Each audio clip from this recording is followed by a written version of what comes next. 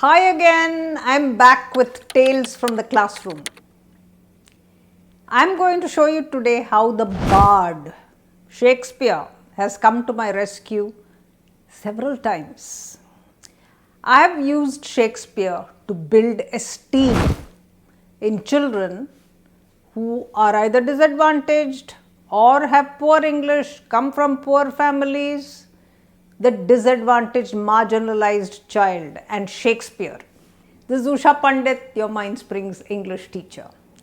The series that I am doing here, Tales from the Classroom, is about my own experiences with children in the classroom who have taught me so much and where I have experimented to ensure that those children are not just happy, but they have built confidence, they feel good about themselves, and they are ready to work harder.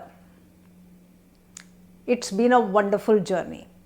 I'd like you to share stories with me too on your journeys in the classroom so that I can use it on my channel and we can all as teachers be better teachers, especially with classroom problems.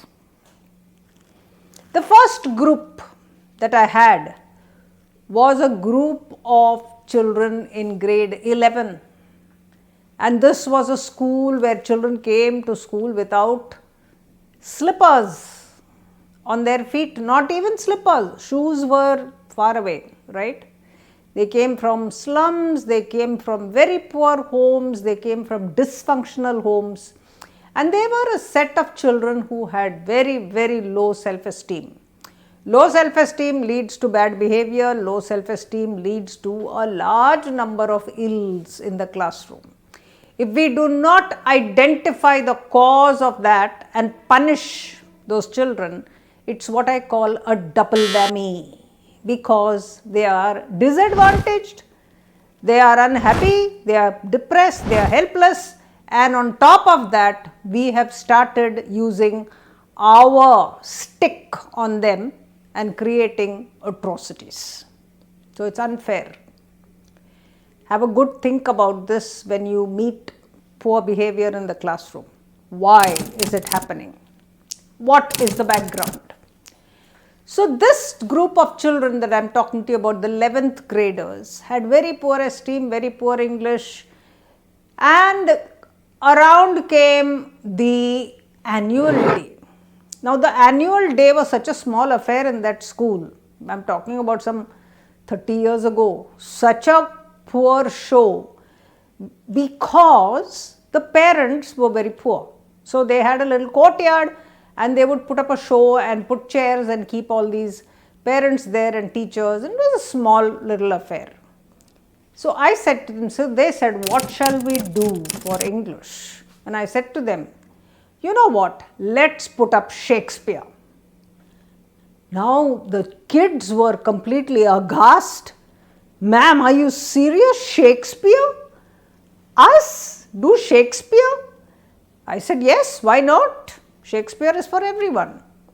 So we did something simple. So we took certain very meaty excerpts of speeches. So we had the speech of Brutus and Antony, and we had Macbeth's hand washing scene, and we had Merchant of Venice judgment on Shylock. So we picked out some lines from those, and they probably spent a month memorizing it. It was worth it. I said, memorize it, it's okay, it's English. I showed them how to say it. I told them what it meant. So we actually did a kind of Shakespeare lesson with 3-4 parts. And then of course we enacted the scene. So when you have Julius Caesar there making a speech, or you have Portia, or you have Shylock making a speech, there are the rest of them standing and they need to show reaction. So we did drama. There was a lot of learning that got happening when that annual day show had to be put up. We were not looking for perfection. And we did an average job, in my view, as somebody looking at several schools and several children. The children put in a lot of effort, and years later there was a boy who wrote to me. He was now working, and he said, "You were one of the best teachers I had." And I said, "Why is that so? What is it you remember the most?" And he said, "Shakespeare." He said, "You made us do Shakespeare." And for weeks, I walked around thinking, "Oh my God, I did Shakespeare." It was so strange, something that I had taken for granted, something that I trained because I wanted them to have a taste of Shakespeare. I wanted them to do drama. I wanted them to dress up in a toga, and I wanted them to have fun, really. But for that child, it was a turning point in his life.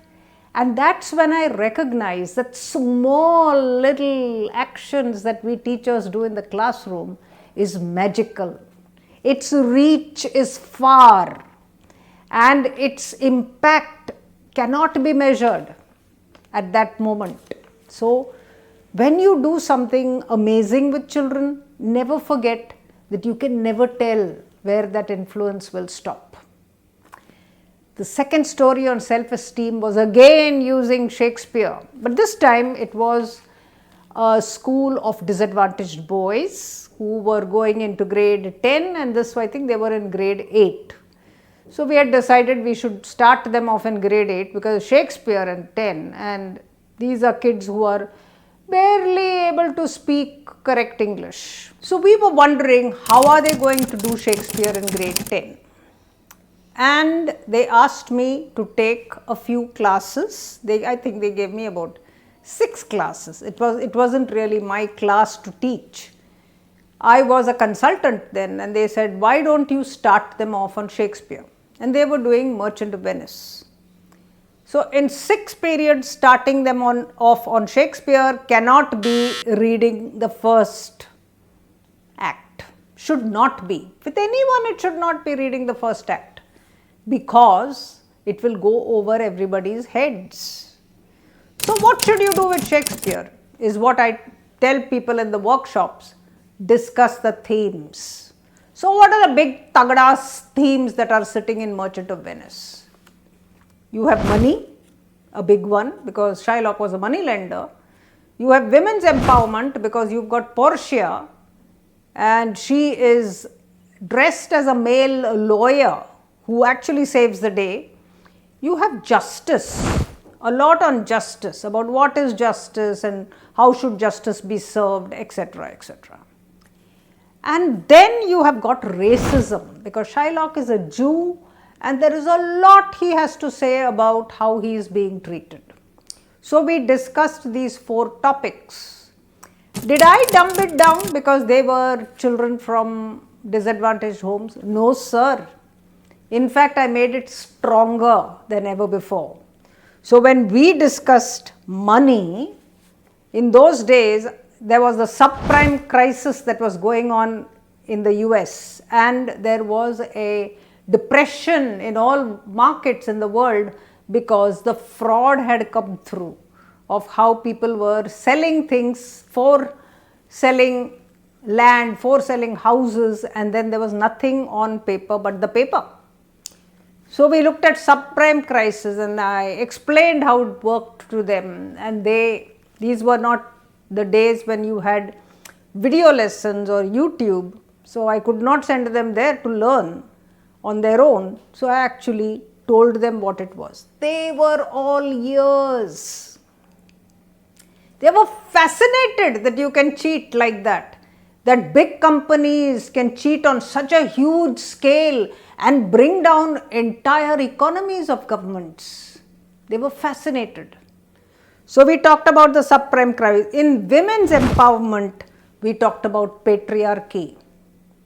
We talked about how the males rule, how even from beyond the grave, Portia's father was actually dictating her life.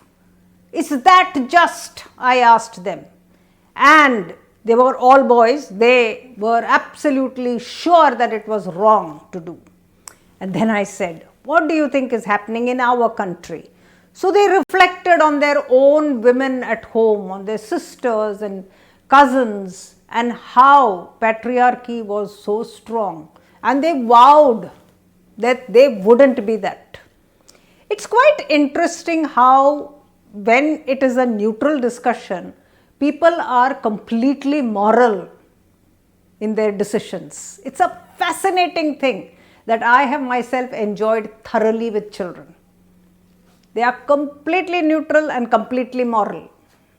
And when it's together, there is a certain lesson that is imparted which has got nothing to do with the teacher. It's a peer group that is giving a lesson to each other. Brilliant. Then we talked about justice and its dilemmas. So justice is not always easy to serve because evidence is required. So everybody knew that what Shylock was doing was wrong, wasn't it? And yet there was nothing they could do about it until the loophole was found to make sure that he was not able to kill Antonio. So that was fascinating for them. And then we talked about retributive justice and restorative justice. So are we punishing people in a court of law, hanging them, putting them in prison, torturing them? Is that the goal? Or is it to correct them and make them useful people in society? So we talked of Do Aankhein Bara Haath, the old movie. We talked about a lot of movies. There was a movie with Rajesh Khanna being someone who killed, and he had to stay in the widow's house and look after the family. So we talked about all those kind of very interesting things, not necessarily high-flown retributive, restorative, but they learnt the terms retributive and restorative justice. They understood the concepts because we used popular movies. And finally, when it came to racism, we talked of apartheid. We talked of South Africa, we talked of the black people in America, we talked of native Indians, we talked of the Aboriginals, we talked of so many different cultures across the world where apartheid had destroyed lives. Racism had made sure that people were unjustly killed or destroyed. And again, it was fascinating. This was over 6 periods. It was fantastic. And every time I went back after one session, I would ask them questions, and lo, they remembered every word. So we talked of apartheid, and then we came back to India, and I said, what about caste, guys? So that was another aha moment, a moment where you started reflecting on your own practices and asking, is that fair? Is that not apartheid? So that lesson on Shakespeare teachers was so brilliant. And the children, now was the other 8th graders doing anything like this? What do you think? If you had Merchant of Venice, what would you do is the question. Would you do this? Or would you start doing Act 1, Scene 1? That's the million-dollar question. If you do this, those disadvantaged kids are talking about, they're using words that other people can't even understand, and they are so excited about it.